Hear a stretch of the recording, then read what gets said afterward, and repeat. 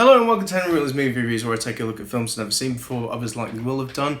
And given we're approaching sort of the release of Black Panther Wakanda Forever, Chadwick rest in peace. Since I haven't really acquainted myself with the MCU, I thought I would get up to speed in the run-up to the release of said film. Because before starting making this video, I had only really seen 3 MCU films, those being Iron Man, The Avengers, and Black Panther, which was the first film that I reviewed on this channel. So it's an important film for me in that regard. So I'm going to be going through all of the Infinity Saga up to what's happened already of the multiverse saga as it's now known, and just see how we get on. So I'm going to be starting off with Phase 1 of the Infinity Saga.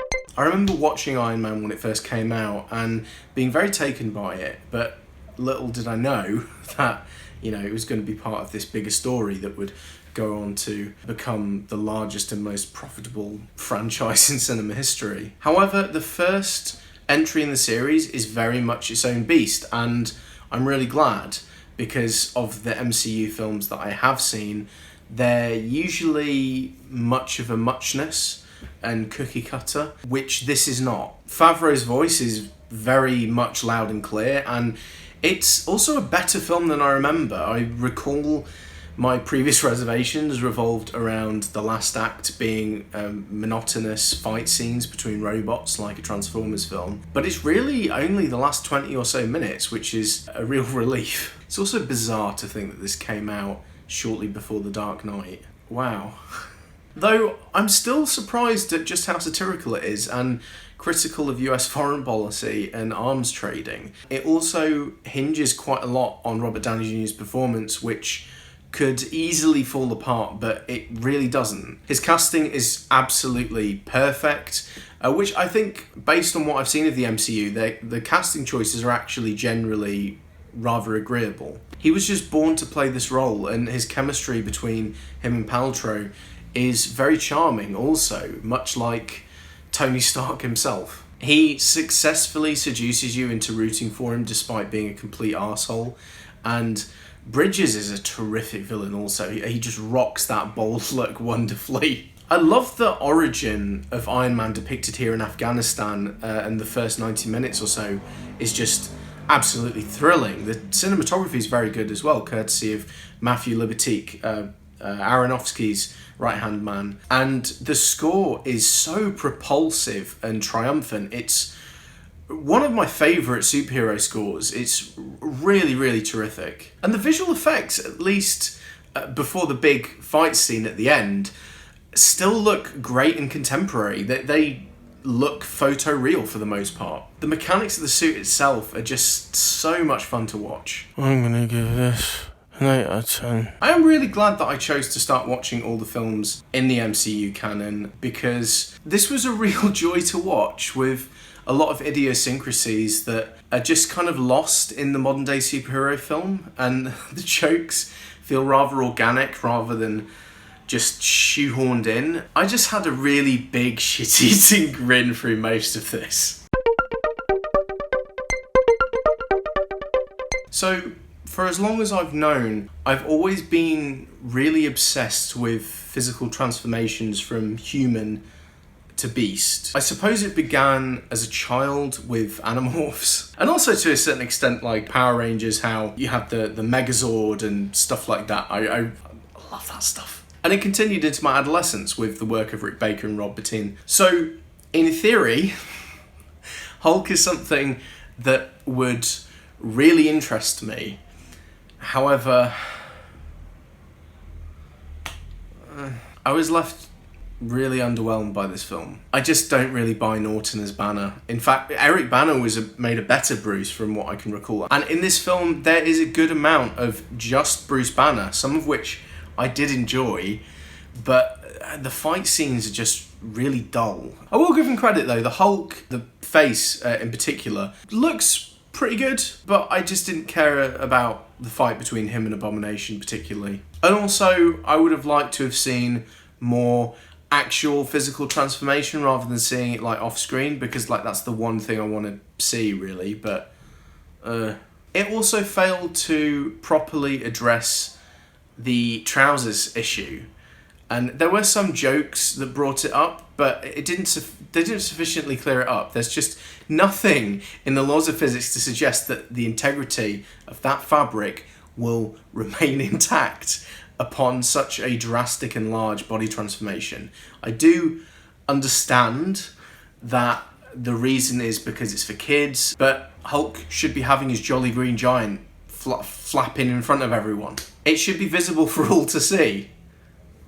One thing I will stick up for this film for, though, is that at least it had a voice, much like Iron Man. It's a bland one, but it does at least feel like a film from a man who made the Transporter movies, as opposed to one that's just made by committee. I could have maybe done without the jokes, especially when Betty and Bruce were in New York and trying to get to the university, which was just aggravating to watch. I think the subway's probably quickest.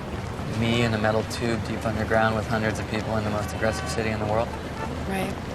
Let's get a cab. And Tim Blake Nelson is good in his role. I mean, he's good in everything, but that's really it. You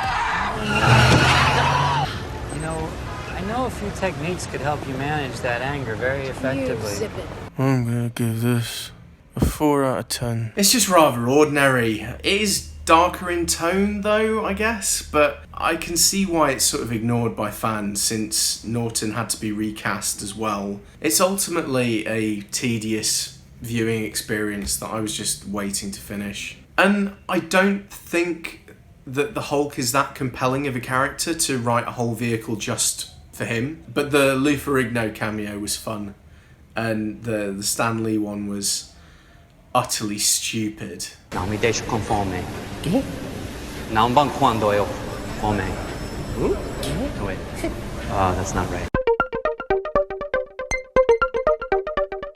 So, this is my first MCU quest, which I had seen nothing of before, because I had seen bits of Incredible Hulk previously, but I'd never seen the whole thing, and obviously I'd seen Iron Man a couple of times. And I can't really say that it reaches the heights of the latter, but it certainly is entertaining enough. Robert Downey Jr. is effortlessly and obnoxiously charming as always, though recasting Rhodes is a bit of a weird decision. I heard that they originally wanted Cheadle, but he was unavailable, so went with Howard instead. And then Howard got too big for his boots and wanted more money, so they used that as an excuse to get rid of him, basically, and hire Cheadle instead.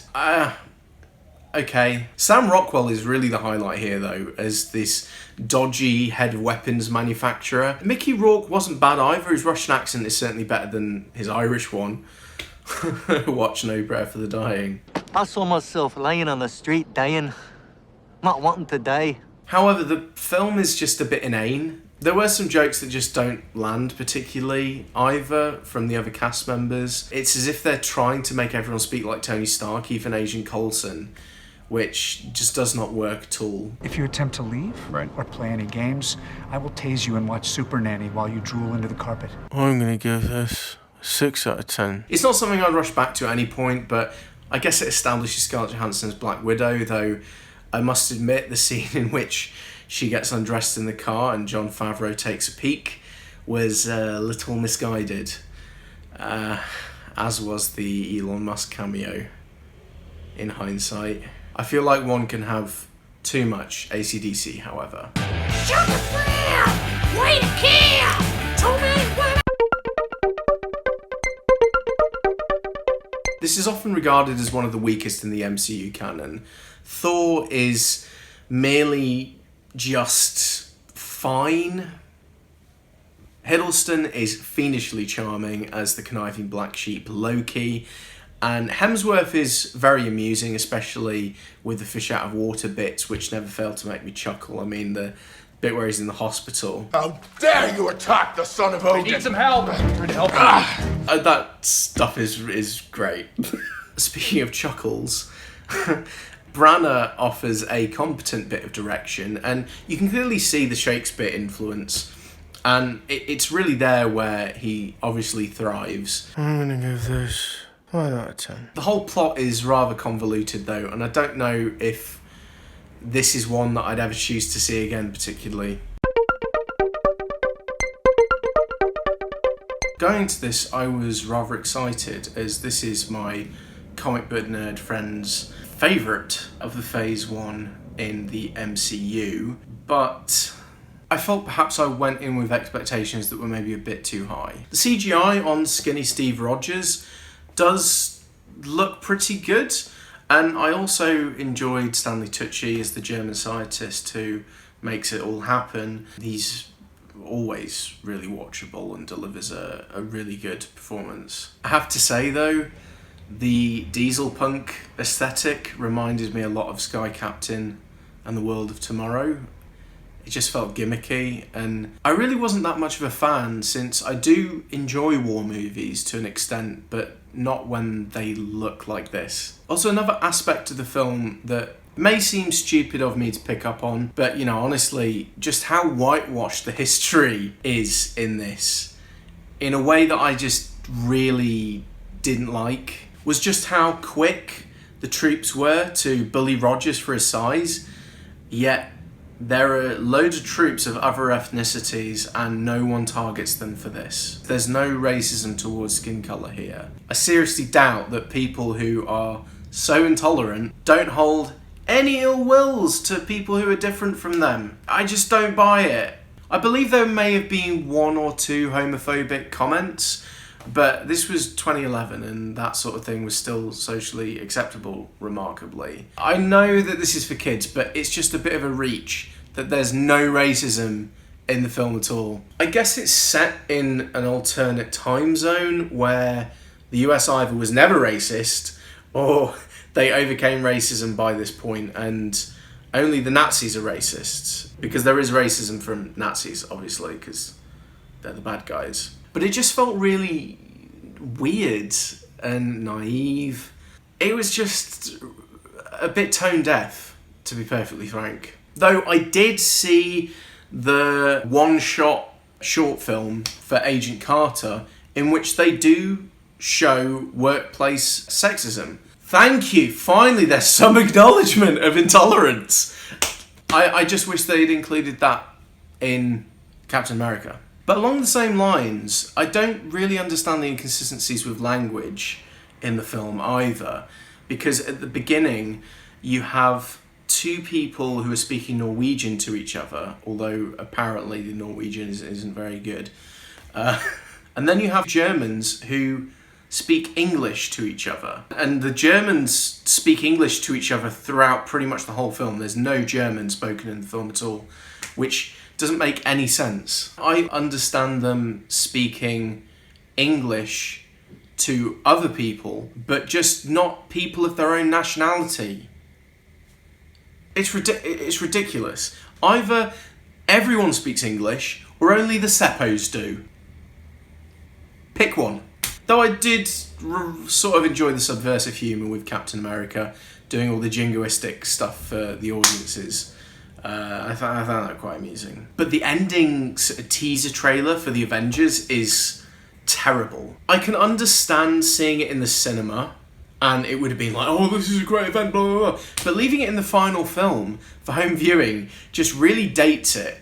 And I'm also reminded of whenever you had like a VHS tape, there'd be trailers for upcoming films at the beginning. It reminded me of that. I'm gonna give this 6 out of 10. All in all, I had good fun, I guess. And Toby Jones is reliably great, as always, along with Hugo Weaving as well. And the score is also very evocative of war films, and as a result, I did enjoy that quite a bit. I just found the film a little too cartoony for my taste, which I know it's a comic book film, but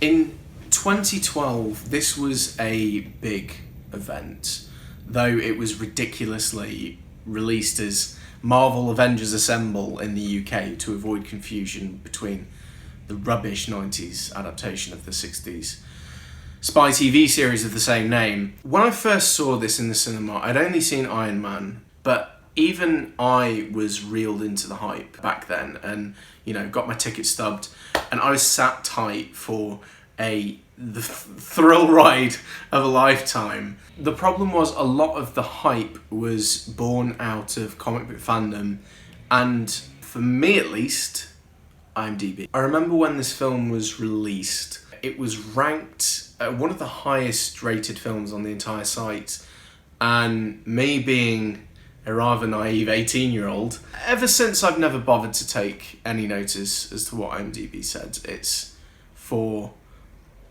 casual film goers rather than actual film fans. I've learned that since. Although it can be helpful to know release dates and various other details about films, it's not completely useless. It's just the ratings are suspect. I can't really say that I didn't like the film. I did. I was, however, bemused as to why so many thought that this was this brilliant text that could rival The Dark Knight as the greatest superhero film ever made. Now, let's just be clear of two things here. It's not, and also The Dark Knight was never as good as people let on, at least when you consider its top 5 placing on IMDb's highest rated films. Although The Dark Knight, once upon a time, was the best film evs, in my opinion, but I hadn't seen enough films by that point, so obviously I would have been reeled in by its spectacle. Also, while we're on that note, Nolan is not the greatest filmmaker ever, and nor is Tarantino. To discuss the film itself, it's reasonably enjoyable, given how many characters there are that are stuffed into it. Joss Whedon really had a good stab at mediating screen time between each one, and I believe that it is a great strength of the film compared to the same approach taken to Justice League, which was a complete mess. Hiddleston returns as Loki and gets a lot to do with some decent monologues regarding world domination and just general condescension towards humanity. I really enjoyed that aspect of his character, and he's really dining out here with, taking a big chunk out of the scenery and, slapping it onto his plate. The rest of the cast are also very watchable, and Ruffalo is a far better Bruce Banner than Norton was. I enjoyed his awkwardness, though my same issues with the MCU run through all of these films, and that's that it cannot reconcile the fact that the last act is a largely tedious blur of just stuff happening. Lots of fighting and smashy crashy stuff. I don't care. I really don't. Lots of action, but just very little interest for me. I sort of understand that it's more or less contractual, like that they have to have that in there for the fans. But it's what holds back a lot of these films for me. Though the last portion did give us one of the highlights, I think, of the film, where Hulk knocks the wind out of Loki by thrashing him around. I am a god, you dull creature, and I will not be bullied by that.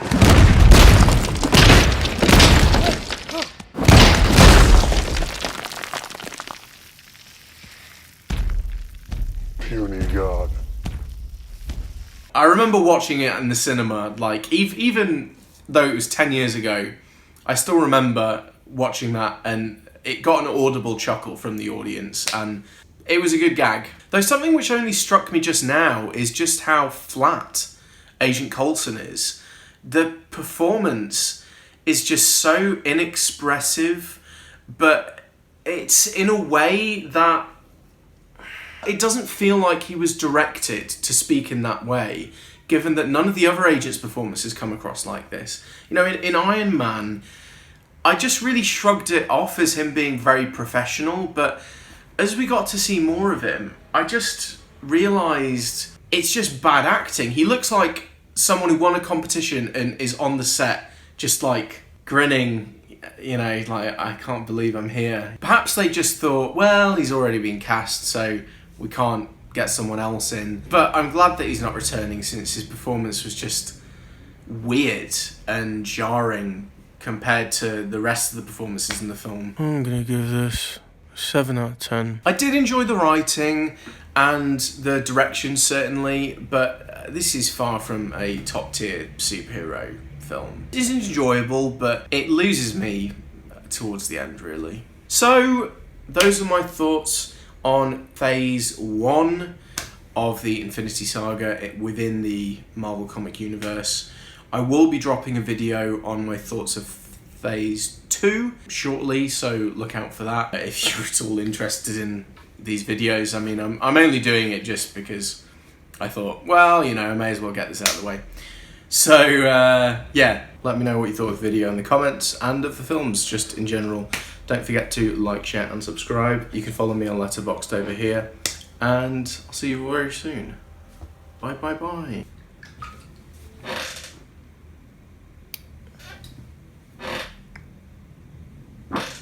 The Avengers!